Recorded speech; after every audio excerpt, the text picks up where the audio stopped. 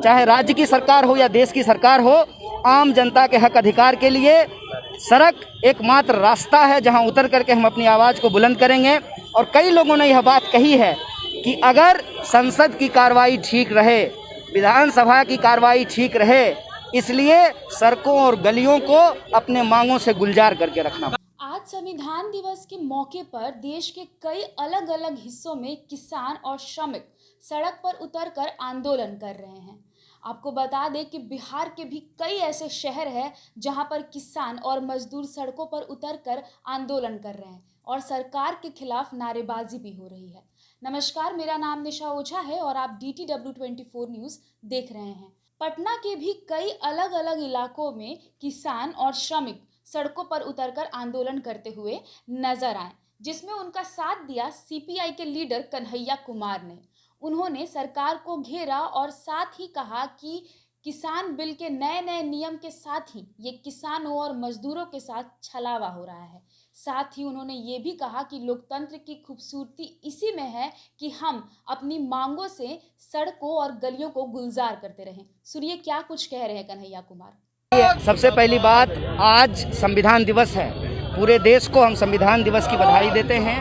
साथ ही साथ 26 नवंबर को मुंबई में जो आतंकवादी घटना हुई, उसमें जो शहादत हुई, उनके प्रति अपना श्रद्धांजलि व्यक्त करते हैं। जो आम व्यक्ति और पुलिसकर्मी हेमंत करकरे सहित जो मारे गए, उनके प्रति अपना हम श्रद्धांजलि व्यक्त करते हैं और उस कार्रवाई की कड़ी निंदा करते हैं।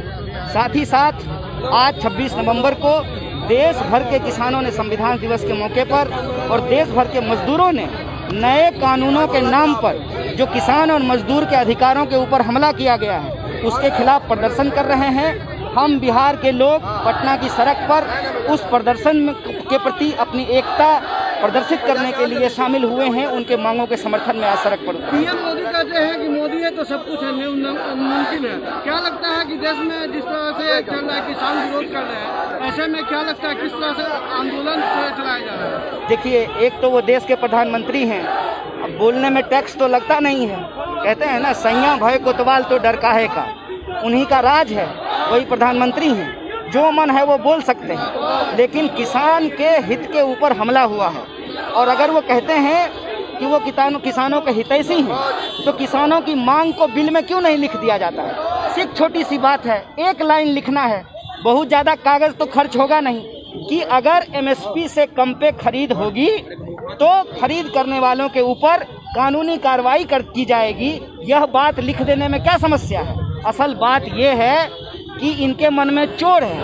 ये छोटे बिचौलियों को खत्म करके देश का जो सबसे बड़ा बिचौलिया है, जिसका हाथ प्रधानमंत्री जी के कंधे पे है, उसके हितों को साधने की कोशिश की जा रही है। इसीलिए देश के किसान सड़कों पर हैं। और एक बात आपको समझना होगा कि वही किसान के बच्चे सीमा पर गोली खाते हैं और उन्हीं किसानों के ऊपर, किसान परिवार से आने वाले पुलिस के द्वारा, जवान के द्वारा उनके ऊपर वाटर कैनन चलवाया जा रहा है।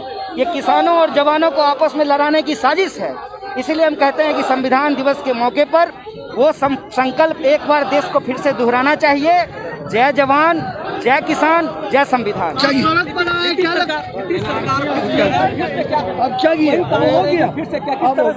अच्छा, अभी अधिक है इसका विधानसभा में आपकी किस तरह का रहेगी रणनीति जो आप लोग देखिए, संख्या महत्वपूर्ण नहीं है।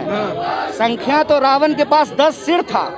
संख्या से ज़्यादा महत्वपूर्ण है कि आप न्याय, हक, बराबरी के पक्ष में हैं कि नहीं हैं। हम न्याय, हक और बराबरी के पक्ष में सड़क पे हैं। चाहे राज्य की सरकार हो या देश की सरकार हो, आम जनता के हक अधिकार के लिए सड़क एकमात्र रास्ता है जहां उतर करके हम अपनी आवाज़ को बुलंद करेंगे। और कई लोगों ने यह बात कही है कि अगर संसद की कार्रवाई ठीक रहे, विधानसभा की कार्रवाई ठीक रहे, इसलिए सड़कों और गलियों को अपने मांगों से गुलजार करके रखना। तो आपने सुना कि यहाँ पर कन्हैया कुमार साफ तौर पर किसानों और श्रमिकों के लिए आवाज उठाते दिख रहे हैं और कह रहे हैं कि सरकार तानाशाही हो चुकी है, किसी का भी नहीं सुनती, ना किसानों का और ना ही श्रमिकों का। देश मजबूर है, बिहार मजबूर है। बहरहाल इस तरह की तमाम बड़ी खबरों को देखने के लिए हमारे चैनल के साथ बने रहिए। अगर अब तक आपने हमारे पेज को लाइक नहीं किया है तो फेसबुक पर लाइक कर दीजिए और यूट्यूब पे सब्सक्राइब भी कर दीजिएगा। बहुत बहुत शुक्रिया।